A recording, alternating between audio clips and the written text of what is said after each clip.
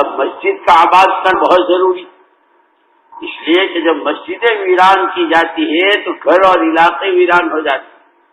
ابھی تھوڑے دن پہلے کی بات ہے، ہماری ایک جماعت گئی ایک علاقے میں، رات کا وقت تھا، عشاء سے قریب، پوری جماعت مسجد کے دروازے پر کھڑی ہے۔ اب امیر صاحب اندر جا ہی نہیں رہے، پیچھے سے ساتھی کہہ رہے امیر صاحب آگے بڑھو آگے بڑھو۔ بھائی میں خود چاہتا ہوں اندر آگے بڑھنا، لیکن ایسا معلوم ہوتا ہے جیسے مجھے کوئی دھکا دے رہا ہے کہ خبردار اندر آئے۔ خیر بہت مشکل سے جماعت اندر گئی، دیکھا تو اتنی دھول تھی، بالکل ویران۔ خیر ساتھیوں نے مسجد کی صفائی کی اور اس کے بعد پھر اپنا وضو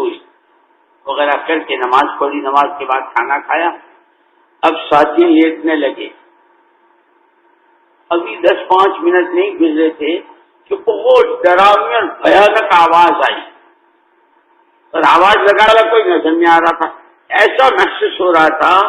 جیسے دیواروں کے اندر سے آواز آ رہی، اور آواز میں کہنے والا یہ کہہ رہا تھا اب آئے ہو،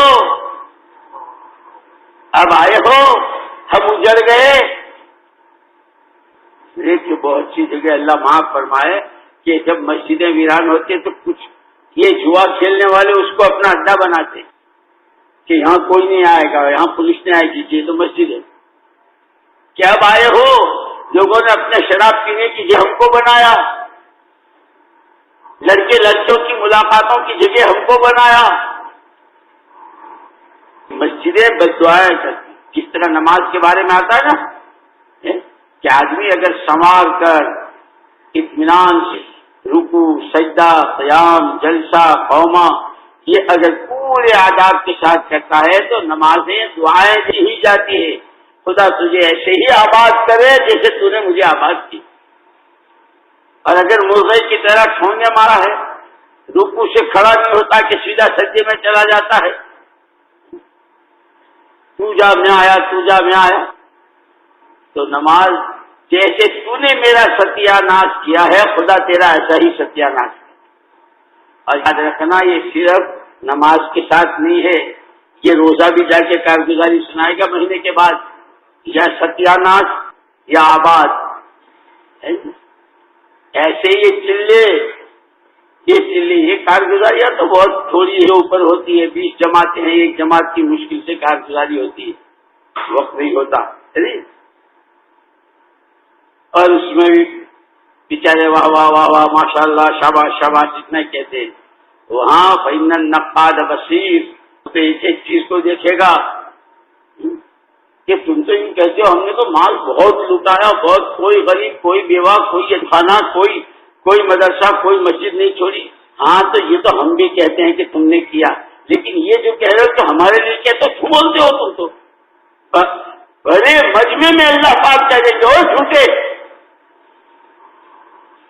یہ تم کہہ رہے ہو کہ ہم نے لمبی لمبی تقریریں کی اور تشکیلیں کی، اور ہم نے قرآن اور حدیث کی تفسیریں کی، اور بڑے بڑے دینی ادارے قائم کیے، اور کہاں کہاں لوگ یہاں سے وہاں اور وہاں سے وہاں، کہاں یورپ، کہاں امریکہ، کہاں آسٹریلیا، کہاں مغرب، کہاں جاپان، میں نے تو ایسی تشکیلیں، کہا یہ بات تو بالکل صحیح کہہ رہے ہو، اللہ تصدیق کرے، لیکن یہ جو کہہ رہے ہو کہ میرے لیے کیا جھوٹ بولتے ہو؟ سخی، شہید اور عالم جس نے قرآن حدیث کی خدمت کی، بڑے مجمع میں اللہ پاک کہیں گے اور تصدیق کریں گے کہ ہاں یہ جو تم کہہ رہے ہو میری تقریریں، میرے وعظ اور میرے بیانات اور میرا درس اور میری ہاتھ کی لکھی ہوئی کتابیں لکھی میں نے کسی گاؤں میں رہ کر پڑھی گئی ہے دنیا کے کونوں میں، اور یہ اور لوگ اچھل گئے کود گئے، سب بات بالکل صحیح ہے، بالکل صحیح ہے، ہم کہتے ہیں تم نے یہ کیا، لیکن ہمارے لیے جو کہہ رہے ہو جھوٹ بولتے ہو، تمہاری شہرت ہو، لوگ تمہارے ہاتھ چومیں، لوگ تمہیں بڑا کہیں، لوگ تمہیں بڑا علامہ کہیں، وہ ہو گیا، ہمارے سے کیا لینا؟ ایسے کہ دائیں بائیں یہاں وہاں یہ وہ۔ اسی لیے میرے دوستوں یہ رمضان مبارک کا مہینہ اس کے لیے جو خاص طور پر فرمایا حضور پاک صلی اللہ علیہ وسلم نے، من صام رمضان ایمانا واحتسابا غفر له ما تقدم من ذنبه، جس نے رمضان کا روزہ ایمان اور احتساب کے ساتھ رکھا، اس کے اگلے پچھلے سارے گناہ معاف۔ نماز ایمان اور احتساب کے ساتھ پڑھی تو نہیں، اللہ معاف نہیں کرے گا، صرف روزے پر کرے گا کہ نہیں۔ نماز بھی اگر ریاکاری کی پڑھی تو نماز بھی منہ پر مار دی جائے گی، یا نماز دعائیں دے دی جائے گی یا بددعا، کیونکہ ایسے ہی روزہ، ایسے ہی زکوٰۃ، ایسے ہی حج، ایسے ہی چلہ، ایسے ہی 5 کام، ایسے ہی 4 مہینے، ایسے ہی ملکوں کے سفر، کہ یا تو دعائیں دیتے ہوئے کہ خدا تمہاری قربانیوں کو قبول کر کے خدا کی مخلوق کے دلوں کے پٹ کھول دے، یا دعائیں دے رہی ہے ان کی دعوت، اور یا جماعتوں میں جانا اور نقل حرکت کہ خدا تمہارے سال لگانے کو دیہاتوں، علاقوں، ملک کے لیے تمہارے بھی قسمت جگہ ہے، تمہارے ہاتھوں کروڑوں کی جگہ ہے، یا تمہارا سال تمہارے منہ پر واپس، تمہارے 4 مہینے تمہارے منہ پر واپس۔ خالی روزے کا مسئلہ نہیں ہے، خالی نماز کا مسئلہ نہیں ہے، اس لیے کہ حضور پاک صلی اللہ علیہ وسلم کی خصوصیات میں سے ہے کہ آپ بات فرماتے ہیں بہت مختصر، لیکن اس کے اندر کہ علم کے سمندر چھپے ہوئے ہیں، علم کے سمندر بھرے ہوئے ہیں، اور وہ جیسے سمندر کے اندر کوئی ادھر سے کوئی ادھر سے کوئی ادھر سے، کہ جو سمندر میں غوطے لگاتے ہیں وہ اس کے موتی اور لال نکال کے لاتے ہیں، کہ کوئی نحو کے راستے، کوئی صرف کے راستے، کوئی بلاغت کے راستے، کوئی فقہ کے راستے، کوئی تفسیر کے راستے، کہ جو جس راستے جس میں آتا ہے خدا اس کو وہ موتی دیتے ہیں، کہ علم بہت ملتا ہے۔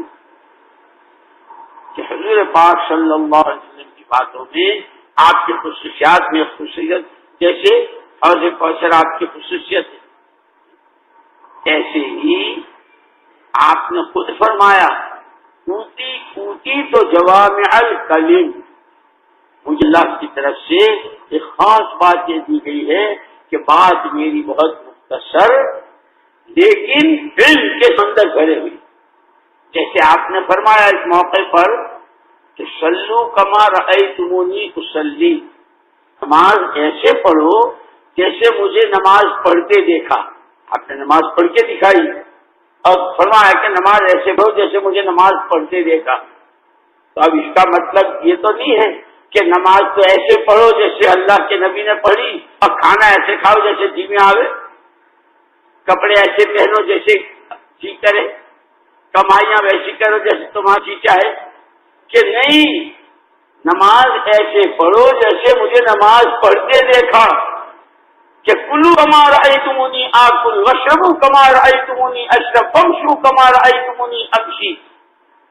تبکوا کما رأیتمونی ابکی وابتہلوا کما رأیتمونی ابتہل۔ ایک لمبی فہرست اس کے پاس ہے، ایسے پڑھو جیسے مجھے پڑھتے دیکھا، ایسے رو جیسے مجھے روتے دیکھا، ایسے غمگین ہو جاؤ جیسے مجھے غمگین ہوتے دیکھا، ایسی تم پہ بشاشت اور تمہاری پیشانت چمک جائے جیسے تم نے مجھے کبھی مسکراتا دیکھا۔ ہر چیز میں میں نمونہ ہوں، اس لیے قرآن نے کہا ہے وَمَا آتَاكُمُ الرَّسُولُ فَخُذُوهُ وَمَا نَهَاكُمْ عَنْهُ فَانْتَهُوا، جو کچھ تمہیں پیغمبر خدا صلی اللہ علیہ وسلم نے دیا ہے اسے لے لو، اور جس سے روکا ہے اس سے رک جاؤ۔ کیوں ان کو یہی نہیں معلوم کہ نبی نے کیا دیا ہے؟ دادے نے کھلا کھیت، یہ ہمارے پردادے کا بہت پرانا مکان ہے، اس میں ہمارے پردادا رہتے تھے، اور یہ ہمارے پردادا کو ان کی ساس نے دیا تھا، ہماری دادی کو ان کی ماں نے دیا، یہ تو معلوم ہے جی، اور اس پر جھگڑ رہے ہیں، بڑے بڑے مقدمے ہو رہے ہیں۔ ایک قصہ پڑھا میں نے، 2 بھائیوں میں تقسیم ہوا، تو جو کچھ باپ کی نقل کی وہ بھی ساری تقسیم ہو گئی، زمینیں تقسیم ہو گئی، کاروبار تقسیم ہو گئی، ٹھیک ہے، کھاتے پیتے ہو گئے۔ آ کر کے مسئلہ جو اٹکا اور جھگڑا جو پڑا دو سگے بھائیوں میں، وہ ایک درخت پر، چھوٹا کہہ رہا کہ میرے حصے میں ہے اور بڑا کہہ رہا کہ نہیں دیکھو اس کی ڈالیں میری طرف، یہ میرے حصے میں، پہلے تو میرے حصے میں، تیرے حصے میں، میرے حصے میں، میرے حصے میں، یہ ہوتی رہی۔ اور ہوتی نا عورتیں، ان کا کام ہر وقت مطبخ میں رہنے کا ہوتا ہے، اور مطبخ میں مرچ مسالہ لیمو یہ ہوتا ہے۔ مچھلی پکائیں گی تو مرچ مسالے کی، سبزی بنائے گی تو مرچ مسالے کی، یعنی گوشت بنائے تو مرچ مسالے کی، بریانی بنائے گی تو بھی لمبی لمبی مرچوں اس میں ڈال مرچوں والی بریانی۔ بریانی تو انہوں کہاں بہت مزے کی ہو۔ تو عورتوں کا کام تو مرچ مسالے، وہ پلم لے کر لکڑیاں لے کر تلواریں لے کر لڑنے نہیں جاتی، تو صرف لیمو نچوڑ دیتی ہے۔ این وقت پر آدمی کھانا کھانے بیٹھا دسترخوان پر تو لاتی ہے، یہ بھی لے لیجیے، یہ بھی لے لیجیے، یہ بھی لے لیجیے، ٹھنڈا گرم میٹھا نمکین سب لاتی، اور پھر ایک شوشہ چھوڑ دیتی، وہ